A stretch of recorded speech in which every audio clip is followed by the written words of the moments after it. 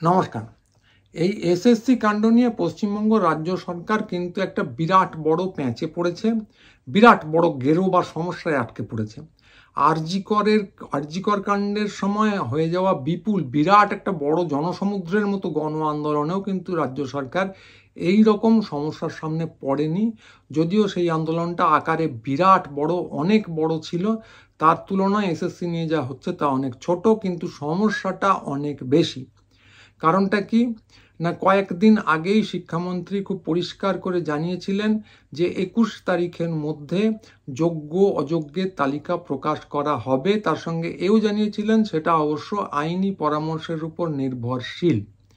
আইনি পরামর্শ কি এসেছে সেটা আমাদের জানা নেই, জানানো হয়নি। এইটুকু স্বচ্ছতা কিন্তু প্রত্যাশিত ছিল, কারণ সরকার এর আগে জানিয়েছিল যে তারা ক্ল্যারিফিকেশনের জন্য একটা পিটিশন করবে সুপ্রিম কোর্টের কাছে, সেটা করেছে। তারপরে একটা অন্তর্বর্তীকালীন রায় এসেছে যেখানে যোগ্য শিক্ষকরা এই মুহূর্তে শিক্ষাদান করতে পারবেন এবং মাইনে পাবেন। তারপরে হওয়ার কথা ছিল রিভিউ পিটিশন। তা এর মধ্যে কি আইনি জটিলতা এসে গেছে যাতে এটা প্রকাশ করা হয়নি, সেটা আমাদের জানানো হয়নি। এই স্বচ্ছতাটুকু থাকা উচিত ছিল।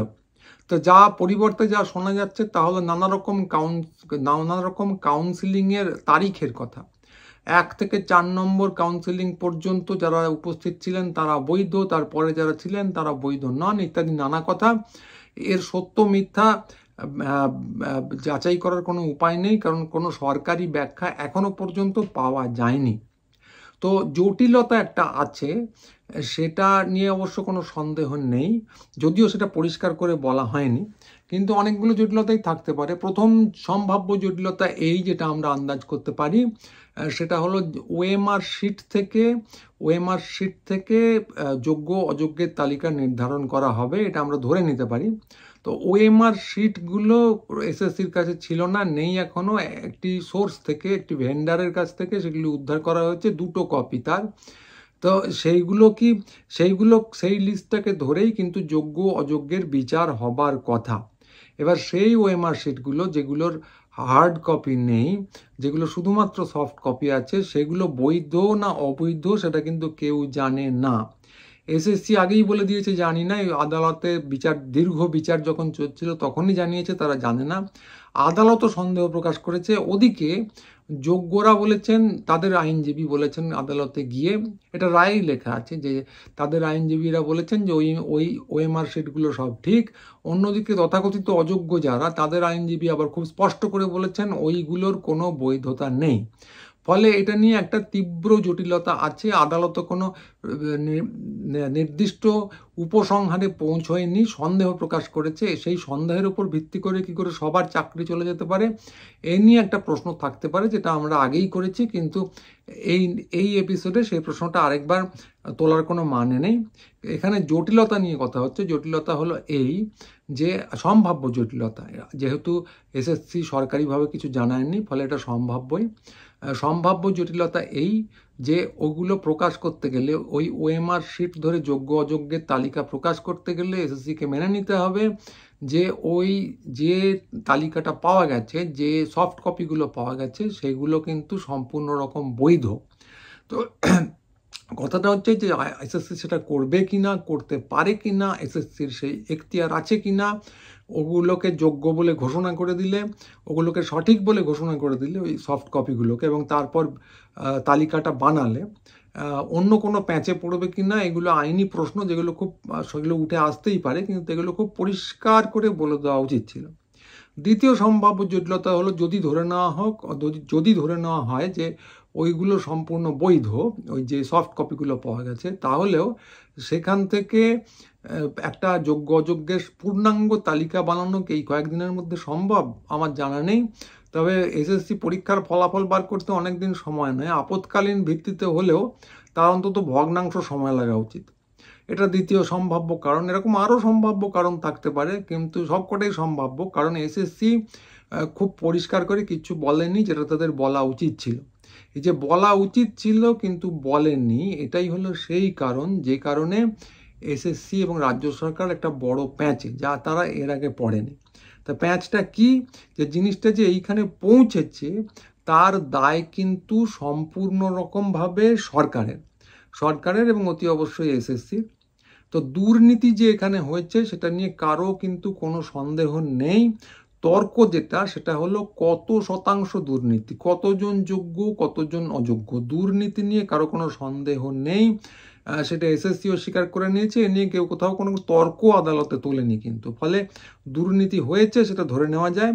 ফলে এর দায় কিন্তু সম্পূর্ণ রকমভাবে রাজ্যের, এবং রাজ্যের মন্ত্রীরা, এখনো যদিও অপরাধ প্রমাণিত নয়, কিন্তু রাজ্যের মন্ত্রী, উচ্চপদস্থ কর্মচারী, তারা কিন্তু এই অপরাধে অভিযুক্ত হয়ে এখনো জেলে বন্দী। ফলে দায় যে সরকারের নয় এটা একেবারেই বলা যায় না।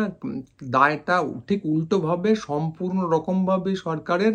এখানে বিকাশবাবু বা সিপিএম বা বিজেপি বা গ্রহান্তরের মানুষ, এদেরকে দোষ দিয়ে কোনো লাভ নেই। দুর্নীতি হয়েছে, দুর্নীতি হলে যাদের কাজ মামলা করা তারা মামলা করবেনি, এবং সেই মামলায় সরকার ফেঁসেছে। এখানে অন্য কাউকে দোষ দিয়ে লাভ নেই। দরকার এখানে দায়টা 100% রাজ্যের। কারণ উকিল হোক বা অন্য কেউ, তাদের কিন্তু রাজ্যের মানুষ বা এই যে যারা চাকরি করছিলেন বা শিক্ষা ব্যবস্থা সামগ্রিকভাবে, তার উপর কোনো দায় নেই, তাদের কোনো দায় দায়িত্বও নেই। দায়টা সম্পূর্ণ রকমভাবে সরকারের। তো আরজি করের ক্ষেত্রে আমরা যেটা দেখেছিলাম যে আমি প্রথমে শুরু করেছিলাম আরজি করের থেকেও এটা বড় সমস্যা কেন। কারণ আরজি করের ক্ষেত্রে আমরা যেটা দেখেছিলাম যে একটা অত্যন্ত মর্মান্তিক ঘটনা ঘটেছিল। মুখ্যমন্ত্রী সন্দেহজনক একটা কাজ করেছিলেন প্রাইজ পোস্টিং দিয়ে অধ্যক্ষকে, কিন্তু তারপর যেটা হয়েছিল ওই সমস্তকে টপকে যেগুলো ইস্যু হয়ে দাঁড়িয়েছিল সেটা হলো একটা বিরাট গুজবের জাল তৈরি হয়েছিল, যার সঙ্গে সত্যের কোনো সম্পর্ক নেই। সেটা ঘিরেই আন্দোলন তৈরি হয়েছিল। ফলে গুজব নিয়ে সরকারের কোনো দায় থাকার কথা নয়, ছিলও না। এক্ষেত্রে কিন্তু একেবারেই সেটা নয়। এখানে দুর্নীতিটা কোনো গুজব নয়, দুর্নীতিটা একটা ফ্যাক্ট। এবং তারপর সমস্ত জিনিসটা নানা রকমভাবে গড়াচ্ছে। আদালতের সিদ্ধান্ত নিয়ে প্রশ্ন তোলাই যায়, আমরা আগেও তুলেছি। অন্য লোকেদের নানা রকম কাজকর্ম নিয়ে প্রশ্ন তোলা যায়, কিন্তু দুর্নীতি যে হয়েছে এবং তার দায় যে সরকারের, এই নিয়ে কোনো সন্দেহ থাকার কথা নয়, নেই। ফলে রাজ্য সরকার প্যাঁচে, এবং প্যাঁচেটা যে খুব বড় কথা তাও নয়। কারণ প্যাঁচে পড়েছে, তার থেকে কি করে উদ্ধার হবে, তার থেকেও যেটা বড় সমস্যার, যে এখানে যারা শিক্ষক ছিলেন 26,000, তার মধ্যে কিছু অযোগ্য আছেন, তাদের আপাতত বাদই দিলাম, কিন্তু একটা বিপুল সংখ্যক শিক্ষকের চাকরি চলে যাবে। তারা রাজ্য সরকারের দ্বারা নিযুক্ত, রাজ্য সরকার তাদের অ্যাপয়েন্ট করেছিল, তাদের দায়িত্ব রাজ্য সরকারের। এটা রাজ্য সরকার ঝেড়ে ফেলতে পারে না। এটা একটা মানবিকতার প্রশ্ন, এটা একটা কিছু মানুষের পরিবারের প্রশ্ন, রুটি রুজির প্রশ্ন, পরিবার ভেসে যাওয়ার প্রশ্ন। এই দায় রাজ্য সরকার এড়িয়ে যেতে পারে না। ফলে প্যাঁচে শুধু নয়, রাজ্য সরকার একটা মানবিক সমস্যার সামনে দাঁড়িয়ে আছে, যেটা মানুষের, রাজ্য সরকারের যারা প্রজা, তাদের একটা বিরাট অংশের মানুষের বিপর্যয় ডেকে আনতে পারে। রাজ্য সরকার কিন্তু তার জন্য সম্পূর্ণ রকম দায়ী থাকবেন। তো এটা তো গেল নৈতিকতার প্রশ্ন, প্যাঁচ এবং নৈতিকতার প্রশ্ন। আইনি প্যাঁচ আর নৈতিকতা, সরকারের উপর এর কি প্রভাব পড়বে এটা বলা খুব কঠিন এই মুহূর্তে দাঁড়িয়ে। কারণ পশ্চিমবঙ্গের এই মুহূর্তে অবস্থা যেটা, সেটা হলো যে একটা অদ্ভুত শ্রেণীদ্বন্দ্বের মতো ব্যাপার দেখা যাচ্ছে। যে বড় বড় আন্দোলন যেগুলো হচ্ছে পরপর, সেগুলো সবই মধ্যবিত্তের।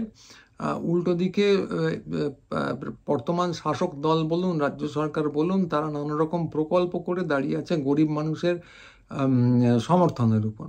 ফলে একটা শ্রেণী দ্বন্দ্ব আছেই। এবং আরজি করার ক্ষেত্রে আমরা দেখেছি যে মধ্যবিত্তের আন্দোলন গরিব মানুষের উপর তো কোনো ইতিবাচক প্রভাব ফেলেইনি, বরং ওই হাসপাতালগুলো বন্ধ যে হয়ে আছে অনেক দিন ধরে, কাজকর্ম হচ্ছে না, ফলে একটা নেতিবাচক প্রভাব পড়েছিল। এবং তৃণমূল বস্তুত বেশি ভোট পেয়েছিল উপনির্বাচনে।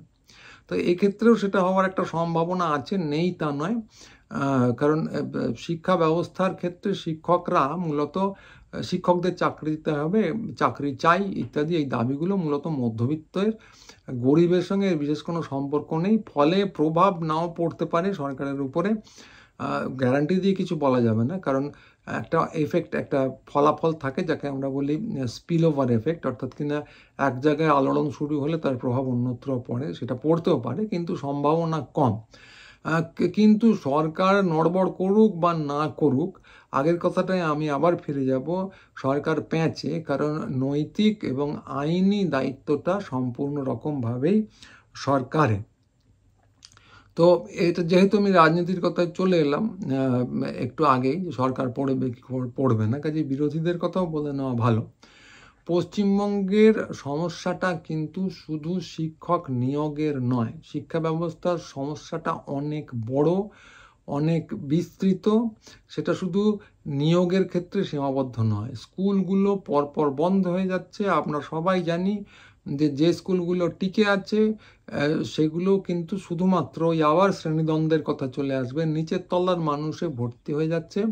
মধ্যবিত্তরা এবং যারা একটু উচ্চবিত্ত, ঘেঁষা মধ্যবিত্ত বিশেষ করে, তারা কিন্তু রাজ্য সরকারি শিক্ষা ব্যবস্থার উপর সম্পূর্ণ আস্থা হারিয়ে ফেলছেন। স্কুলগুলো ছেড়ে যাচ্ছে প্রথম প্রজন্মের পড়ুয়ায়, তাদের যে খুব দুর্ধর্ষ পড়ানো হচ্ছে তাও নয়, অনেককেই অভিযোগ করতে শোনা যায় যে ছাত্ররা কিচ্ছু শিখছে না। সেটা বোধহয় খুব একটা ভুলও নয়, কিন্তু তার দায় নীতির পুরোটাই শিক্ষকদের নয়, শিক্ষকদের নিশ্চয়ই আছে। মূলত এই ছাত্রছাত্রীদের, যে প্রথম প্রজন্মের ছাত্রছাত্রীরা কি করে উঠে আসবে আর সরকারি শিক্ষা ব্যবস্থা থেকে মধ্যবিত্তরা মুখ ফিরিয়ে নিলে সরকারি শিক্ষা ব্যবস্থাটা কি করে চলবে, এ নিয়ে কোনো চিন্তা ভাবনা কোথাও লক্ষ্য করা যায় না। হাঁ করে কেন্দ্রীয় সরকারি যে ব্যবস্থা, কেন্দ্রীয় বোর্ডগুলো, সেগুলো কিন্তু হাঁ করে হাঙরের মতো দাঁত বার করে আছে শিক্ষা ব্যবস্থাকে গিলে ফেলার জন্য। কেন্দ্রীয় বোর্ডগুলো মূলত ব্যবসায়ী। পশ্চিমবঙ্গে বোর্ডে এখনো পর্যন্ত পয়সা করে যা দিতে হয় তা অত্যন্ত নগণ্য, সরকার পুরো খরচাটা বহন করে, এবং এটা একটা আশীর্বাদ হওয়া উচিত মানুষের ক্ষেত্রে, কিন্তু সেটা না হয় ব্যাপারটা উল্টো দিকে গড়াচ্ছে। ফলে শিক্ষা ব্যবস্থা যেদিকে গড়াচ্ছে ক্রমশ বেসরকারিকরণের দিকে, রাজ্য সরকারি ব্যবস্থা উঠে যাবে, যদিও এটার অনেক ভালো হবার কথা ছিল। উল্টো দিকে ব্যবসায়ী শিক্ষা ব্যবস্থা, কেন্দ্রীয় সরকারি বোর্ডগুলো এসে শিক্ষার ক্ষেত্রে সম্পূর্ণ ব্যবসা চালু করে দেবে। ফেলো করি মাখো তেল। এখন যে প্রথম প্রজন্মের পড়ুয়ারা তবু স্কুলে যাচ্ছে, ভবিষ্যতে এগুলো বন্ধ হয়ে গেলে তারা সেখানেও যেতে পারবে না।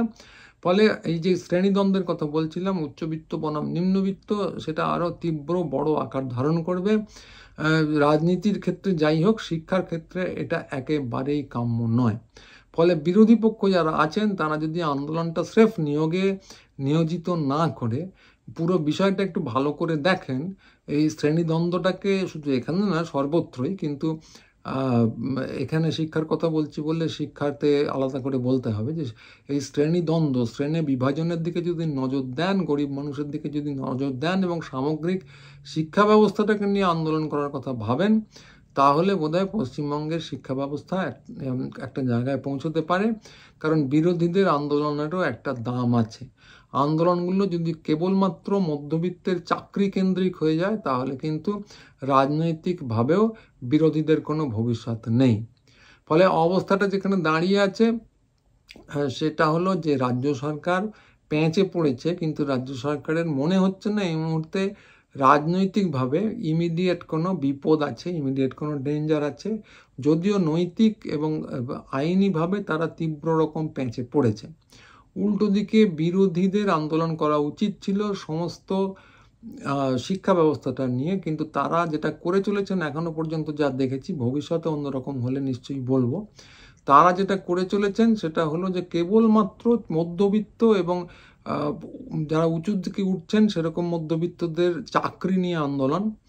আরজি করেও আমরা দেখেছি যে যারা রোগী তাদেরকে নিয়ে খুব বেশি চিন্তা ভাবনা হয়নি, শুধু ডাক্তারদের নিয়ে চিন্তা ভাবনা হয়েছে, যেন এটা সরকারি হাসপাতালগুলো শুধু মধ্যবিত্তের কর্মসংস্থানের জায়গা। শিক্ষা নিয়েও এরকম একটা ব্যাপার লক্ষ্য করা যাচ্ছে যে এটা যেন শুধু মধ্যবিত্তের কর্মসংস্থানের জায়গা, শিক্ষা ব্যবস্থাটা নিয়ে বিরোধীদের কোনো চিন্তা ভাবনা লক্ষ্য করা যাচ্ছে না। ফলে আমরা একটা কানাগলিতে আটকে পড়েছি যেখানে সরকার একটা নীতিহীনতার দিকে চলছে, তাদের একটা সমর্থন আছে, জনসমর্থন, কিন্তু তাদের শিক্ষার ক্ষেত্রে কোনো নীতি নেই, তারা বরং দুর্নীতিতে জড়িয়ে পড়েছে এবং স্কুলগুলো যে উঠে যাচ্ছে প্রবল দুর্নীতি চলছে, স্কুল উঠে যাচ্ছে, বেসরকারি ব্যবস্থায় এসে সব দখল করে নিচ্ছে, এ নিয়ে তাদের বিন্দুমাত্র চিন্তা ভাবনা নেই।